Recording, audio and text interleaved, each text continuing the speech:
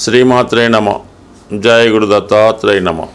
ఈ వీడియోలో మనం జూన్ 6వ తారీఖు వరకు కర్కాటక రాశిలో కుజగ్రహ సంచారం ఈ అబ్బాయిలు అమ్మాయిల యొక్క వివాహ వ్యవస్థ మీద, అలాగే ఆలస్య వివాహానికి కారణమైనటువంటి ఈ కుజగ్రహం ఈ కర్కాటక రాశిలో ఉండడం వల్ల ఎందుకు వివాహాలు ఆలస్యం అవుతున్నాయి, వివాహ సంబంధాలు కుదరకుండా, ముఖ్యంగా అబ్బాయిలు ఎందుకు వివాహంలో లేట్ అవ్వడం, వారి జీవితంలో సరిగ్గా సెటిల్ అవ్వలేకపోవడానికి కారణమైనటువంటి కుజగ్రహం ప్రస్తుతం కర్కాటక రాశిలో ఈ నెల అంటే ఇంచుమించు జూన్ 6వ తారీఖు వరకు ఆ రాశిలోనే ఉండడం జరుగుతూ ఉంటుంది.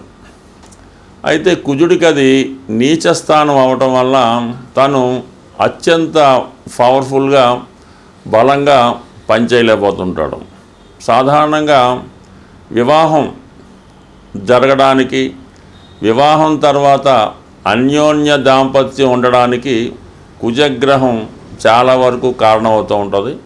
అయితే ఎక్కువగా అమ్మాయిల జాతకంలో కుజుడు భర్త యొక్క స్థాయిని, ఎటువంటి భర్త వస్తాడు, అలాగే జాతకంలో కుజదోషం ఎంతవరకు ఉంటుంది, ఇవన్నీ కూడా ఎస్పెషల్లీ అమ్మాయిల జాతకంలో కుజుడు ఎంత బలంగా ఉంటే వారికి వివాహం అంత తొందరగా అవ్వడం, అలాగే వివాహం తర్వాత కూడా అన్యోన్యంగా ఉండడం, అలాగే తొందరగా సంతానం కలగడానికి కూడా కుజుడే కారణం అవుతుంటాడు.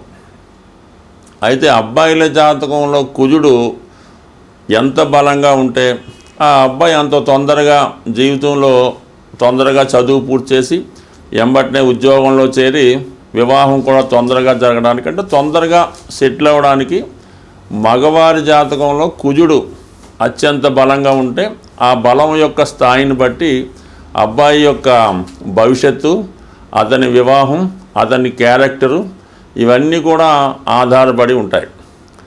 మరి అబ్బాయిల జాతకంలో శుక్రుడు కూడా భార్య యొక్క స్థాయిని చెప్పడం జరుగుతూ ఉంటుంది. శుక్రుడు అబ్బాయి జాతకంలో ఎంత బలంగా ఉంటే అంత అందమైనటువంటి, బాగా స్థిరపడినటువంటి మంచి డౌరీతో మంచి భార్య రావడం జరుగుతూ ఉంటుంది. అలాగే శుక్రుడు పాపగ్రహాలతో కలిసి ఉన్న, పాప రాశుల్లో ఉన్నా కూడా వివాహం ఆలస్యం అవడం, తొందరగా జరగకపోవడానికి కూడా కారణం అవుతుంటుంది.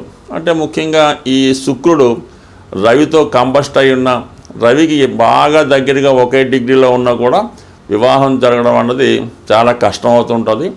వివాహం తర్వాత కూడా వివాహ బంధం అన్నది చాలా ఇబ్బంది పెట్టడం కూడా జరుగుతూ ఉంటుంది. అంటే సుమారుగా చెప్పాలంటే ఎక్కువ వివాహ వ్యవస్థ మీద మనం ఎక్కువగా కుజుడినే తీసుకోవడం జరుగుతూ ఉంటుంది. కుజుడు ఉన్న స్థానాలను బట్టి కుజదోషం నిర్ణయించడం జరుగుతుంది.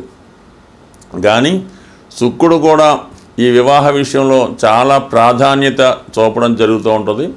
అందుకని శుక్రుడికి అలాగే మన కుజుడికి సరైనటువంటి అవగాహన, సరైనటువంటి స్థానాల్లో ఉన్నప్పుడు కూడా ఆ వివాహ వ్యవస్థ చాలా అనుకూలంగా ఉండే అవకాశం ఉంది. ఉదాహరణకి ఎవరి జన్మ జాతకంలో అయినా ఈ శుక్ర కుజగ్రహాలు కలిసినప్పుడు వాళ్ళ జీవితంలో వివాహం తర్వాత ఎంత కొట్లాడుకున్నా తిరిగి మళ్ళా కలుసుకోవడానికి కూడా కారణం అవుతూ ఉంటుంది. అందువల్ల ఏంటంటే ముఖ్యంగా జాతక పరిశీలనలో అమ్మాయిల యొక్క జాతకం చూసినప్పుడు ఆ కుజుడు యొక్క స్థితిని బట్టి, కుజుడు ఉన్నటువంటి స్థానాలు, కుజుడు ఏ గ్రహాలతో కలిసి ఉన్నాడు, పాపగ్రహాల వీక్షణ ఉందా, వీటన్నిటి బట్టి ఎప్పుడు వివాహం అవుతుంది, వివాహం తర్వాత ఏ విధంగా ఉంటుంది, ఏ వైపు నుంచి భర్త వచ్చే అవకాశం ఉన్నది 100% ఈ కుజుడు బట్టి అమ్మాయిల జాతకంలో చెప్పడం జరుగుతూ ఉంటుంది. అలాగే అబ్బాయిల జాతకంలో శుక్రుడు ఉన్న స్థితిని బట్టి అబ్బాయికి ఎప్పుడు వివాహం జరగవచ్చు, వచ్చిన భార్య ఏ విధంగా ఉంటుంది, వివాహం తర్వాత జాతకుడు అదృష్టవంతుడవుతాడా, దురదృష్టవంతుడవుతాడా అన్నది కూడా అబ్బాయి యొక్క జాతకంలో శుక్రుడిని బట్టి కూడా ఉండడం జరుగుతూ ఉంటుంది. సో ఇప్పుడు మనం ఈ కుజుడు ఇంచుమించుగా మనకి జూన్ 6వ తారీఖు వరకు కర్కాటక రాశిలో సంచరిస్తూ ఎక్కువగా పుష్యమి, ఆశ్లేష నక్షత్రాల మీద ఎక్కువ సంచారం చేయడం జరుగుతుంటుంది. ఈ ప్రభావం వివిధ రాశుల వారి మీద ఏ విధంగా ఉంటుంది, వారు తొందరగా వివాహం జరగాలన్నా, వివాహం జరిగి కూడా ఇబ్బందుల్లో ఉన్నవాళ్ళు ఎటువంటి పరిహారాలు చేసుకోవాలి అన్న విషయాన్ని ఈ వీడియోలో కొద్దిగా డీటెయిల్గా తెలుసుకునే ప్రయత్నం చేద్దాం. స్వస్తి. శ్రీమాత్రే నమః. ధనుసు రాశి వారికి జూన్ 6వ తారీఖు వరకు అష్టమ స్థానంలో సంచరిస్తున్నటువంటి కుజగ్రహం మనకి ధనుసు రాశి వారికి ఏ విధమైనటువంటి ప్రభావాన్ని చూపుతుంది, అయితే వివాహ విషయంలో ధనుసు రాశి వారికి మరి ఎప్పటిదాకా ఈ వివాహ సంబంధం నిశ్చయం అవుతుంది మొదలగు విషయాలు తెలుసుకునే ప్రయత్నం చేద్దాం. ఏదైనా ధనుసు రాశి వారికి కుజుడు అష్టమ స్థానంలో నీచ స్థానంలో ఉండడం జరిగింది. అయితే మరి పాపస్థానంలో పాపగ్రహం ఎంత బలహీనంగా ఉంటే అంత ఉన్నతమైనటువంటి ఫలితాలు ఇవ్వడం జరుగుతూ ఉంటుంది. అది ఒక విధమైనటువంటి విపరీత రాజయోగంలాగా ఈ రాశి వారికి కుజుడి యొక్క కారకత్వాలన్నీ అనుకూలంగా రావడం జరుగుతూ ఉంటుంది. అయితే ఏదైనా అష్టమ ఫలితం సడన్గా ఇచ్చే ఫలితాలు జరుగుతుంటాయి. అయితే కొంత ఇబ్బంది కూడా కొన్ని సందర్భాల్లో పెట్టిన తర్వాత యోగాన్ని ఇవ్వడం జరుగుతూ ఉంటుంది. ముందుగా ఏదన్నా చిన్న ప్రమాదం జరగడం, ఆ ప్రమాదం ద్వారా జాతకుడికి మళ్ళీ తర్వాత ఒక ఉద్యోగమో, అభివృద్ధో, ప్రమోషన్ లాంటిది కూడా రావడం జరుగుతూ ఉంటుంది. ఏదైనా అష్టమం ఆకస్మిక సంఘటనలకు కారణమవుతుంది. ముఖ్యంగా భూములు, అన్నదమ్ములు, రక్త సంబంధికులు, వీటి విషయాల్లో సడన్గా కొన్ని అనుకూలమైన ఫలితాలు రావడం జరుగుతూ ఉంటుంది.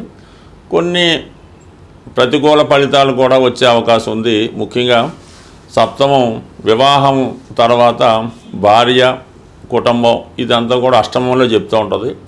ఆ విషయంలో ఏదన్నా కొద్దిగా భార్య నుంచి కానీ భర్త నుంచి కానీ కొన్ని వ్యతిరేక వార్తలు రావడం జరగవచ్చు. సడన్గా కొన్ని అనుకోని సంఘటనలు ఈ రాశి వారికి జరిగే అవకాశం ఉంది. అయితే దాని ద్వారా కొంత మేలు కూడా జరుగుతూ ఉంటుంది. అష్టమంలో ఉన్నటువంటి కుజుడు 11వ స్థానాన్ని వీక్షిస్తుంటాడు.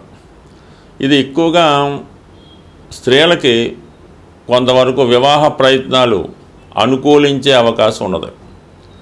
ఇక్కడ అటు కుటుంబ స్థానాన్ని, 2వ స్థానాన్ని వీక్షిస్తున్నాడు, అటు 11వ స్థానాన్ని వీక్షిస్తున్నాడు. కాబట్టి స్త్రీలకి వివాహం అన్నది ఈ సమయంలో నిర్ణయం అవడానికి అవకాశం ఉంటుంది.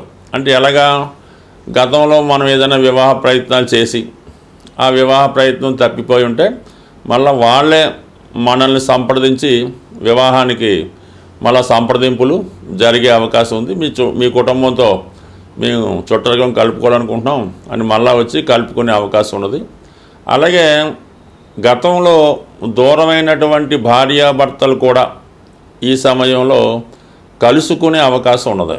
అంటే గతంలో ఈ ఏదో కారణాల వల్ల వివాహం జరిగి ప్రేమించుకొని పెళ్లి చేసుకొని మళ్ళా దూరమై మళ్ళా కలుసుకోవడం కూడా జరుగుతూ ఉంటుంది. ఎందుకంటే అష్టమం ఈ రాశి వారికి కర్కాటక రాశి, చంద్రుడి యొక్క రాశి అవటం వల్ల చాలా ఫికిల్ మైండ్గా ఉండడం జరుగుతుంటుంది. వీళ్ళు అప్పటికప్పుడే ఇష్టపడుతుంటారు, అప్పటికప్పుడే కోపడుతుంటారు, అప్పటికప్పుడే మళ్ళా బతివాళ్ళం జరుగుతుంటుంది. కాబట్టి దూరమైనటువంటి భార్యాభర్తలు జరిగే అవకాశం ఉన్నది. స్థిరాస్తుల మీద ఉండే డిస్ప్యూట్స్ కంపల్సరీగా సాల్వ్ అయ్యి ఏదో ఒకటి జరుగుతుంది. మీకు స్థిరాస్తి అన్నా మీ చేతికి వస్తుంది, లేదా దానికి తగినటువంటి ధనం అన్నా మీ చేతికి వచ్చే అవకాశం ఉన్నది. అలాగే కుటుంబంలో ఎవరో ఒకరికి కంపల్సరీగా వివాహం కానీ, ఉద్యోగం కానీ, వారి యొక్క సంపాదన పెరగడం కానీ జరిగే అవకాశం ఉన్నది. ఈ విధంగా 2 ధనస్థానాలు అంటే 2, 11ని కుజుడు ఎక్స్పెక్ట్ చేయడం వల్ల మీకు కంపల్సరీగా బంధువుల సహకారం, భూముల సహకారం ఇవన్నీ కూడా వచ్చే అవకాశం ఉంది. బట్ ఏదైనా ఒక మంచి తర్వాత చెడు, ఒక చెడు తర్వాత మంచి లాంటిది కూడా జరగడానికి కారణమవుతుంటుంది. ఎప్పుడో మీరు ఎక్కడో దూరంగా పనికిరాని ప్రాంతంలో మారుమూల ప్రాంతంలో కొన్నటువంటి భూమి ఇప్పుడు అనేక రెట్లు పెరిగి వాళ్ళే ఎత్తుక్కుంటా మీ దగ్గరికి వచ్చి ఆ భూమిని వారు కొనుక్కోవడం కానీ ఆ విలువైన భూమి ద్వారా మీకు లభించే విధంగా లాభం వచ్చే విధంగా సహకరించవచ్చు. సో మొత్తం మీద ఏంటంటే ఈ రాశి వారికి కొన్ని ఇబ్బందులు కలిగినా ఏదో ఒక ఆర్థికపరమైన లాభం ఏర్పడుతుంది. వివాహ విషయంలో మరి బాగా ధనవంతులైనటువంటి పార్ట్నర్ రావచ్చు, ఉద్యోగం చేసే పార్ట్నర్ రావచ్చు, లేదంటే ఎక్కువ డౌరీ తెచ్చే జీవిత భాగస్వామి కూడా వచ్చే అవకాశం ఉంది. స్వస్తి. వివాహం ఆలస్యం అవుతున్నవారు, వివాహం తర్వాత భార్యాభర్తల మధ్య విభేదాలు ఉన్నవాళ్ళు, తొందరగా వివాహం కావాలన్నా ఏదైనా ప్రతిదానికి ఒక పరిహారం ఉంటుంది కాబట్టి సాధ్యమైనంత వరకు ఈ సుబ్రహ్మణ్య స్వామి ఒకటి కారణం అవుతుంటారు, ఆంజనేయ స్వామి కూడా ఒకటి కారణం అవుతుంటుంది. అంటే మనకి కలియుగంలో హనుమాను తొందరగా అనుగ్రహించే గ్రహం కాబట్టి ముఖ్యంగా ఒక 8 మంగళవారాలు ఆంజనేయ స్వామి వారి ఆలయంలో 108 తమలపాకులు, ఒక 5 బాగా ముగ్గిన అరటిపళ్ళు, కొద్దిగా సింధూరం, ఒక కొబ్బరికాయ ఇవి తీసుకొని స్వామివారికి తమలపాకులతో అర్చన జరిపించి ఒక 8 మంగళవారాలు కంప్లీట్గా అర్చన చేయవలసి ఉంటుంది. మధ్యలో ఏదన్నా ఆటంకం వస్తే దాన్ని కంటిన్యూ చేసుకోవచ్చు.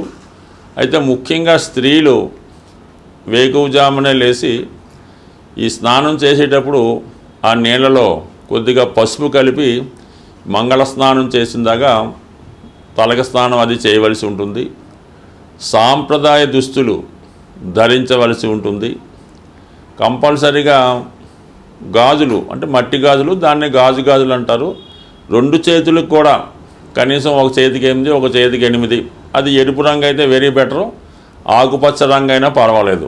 ఈ విధంగా వాళ్ళు సాంప్రదాయ దుస్తులతో సాంప్రదాయంగా ఈ పసుపు కలిపినటువంటి నీటితో స్నానం చేసి వాళ్ళు ఈ 8 మంగళవారాలు కంప్లీట్ చేయవలసి ఉంటుంది. మగపిల్లలు కూడా ఇంచుమించుగా సాంప్రదాయ దుస్తులతోనే చేయాలి. ఆ మంగళవారం కంపల్సరీగా నియమంగా ఉండాలి. ఆ ఒక్కరోజు మామూలుగా భూమి మీద సాపేసుకొని తలగడేసుకొని దుప్పటితో కప్పుకోవచ్చు. మన మంచం మీద కాకుండా విడిగా సెపరేట్గా పడుకొని ఈ 8 వారాలు పూర్తి చేయడం వల్ల కంపల్సరీగా 8వ వారం అవ్వకుండానే వివాహం జరిగే అవకాశం ఉంటుంది. ఇంకా ఈ సమయంలో ఏంటంటే ఏదైనా కొంతమంది వివాహం అయినటువంటి ముత్తైదువులంటి స్త్రీలకి ఏదైనా పలహారం ఇవ్వడం, వాళ్ళకి కందిపప్పుతో ఉన్నటువంటి కలిపినటువంటి భోజనం అంటే అన్నీ ఉంటాయి, దాంతోపాటు కందిపప్పు కూడా కంపల్సరీగా ఉండడం, ఈ విధంగా చేయవలసి ఉంటుంది. కంపల్సరీగా 8 మంగళవారాలు ఆంజనేయ స్వామి తమలపాకులు పూజ చేస్తే 100% ఈ వివాహానికి ఎక్కడున్నా స్వామి ఆ వివాహ సంబంధం కలిపే అవకాశం ఉంటుంది. సరే, ఇది కొంతవరకు ఉంది. కొంతమంది ఈ మంగళవారం రోజు చీమలకి పంచదార బియ్యం పిండి ఆహారంగా వేయటం వల్ల, లేదంటే చెరువులో ఈ నదుల్లో ఉన్నటువంటి చేపలకి ఆహారంగా ఏదైనా బిస్కెట్లో పేలాలో అవి వేయడం వల్ల అనేక రకాలు పరిహారాలు ఉంటాయి. ఇవి తొందరగా శీఘ్రంగా పరిహారం జరుగుతూ ఉంటుంది. కాబట్టి ఈ హనుమాన్ చాలీసా పారాయణ చేయడం వల్ల కూడా వివాహం అవుతుంది. సుందరకాండ పారాయణ, హనుమాన్ చాలీసా, ఏదైనా హనుమాన్ ఆరాధించడం వల్ల కుజగ్రహ అనుగ్రహంతో తొందరగా వివాహం జరిగే అవకాశం ఉంటుంది. స్వస్తి.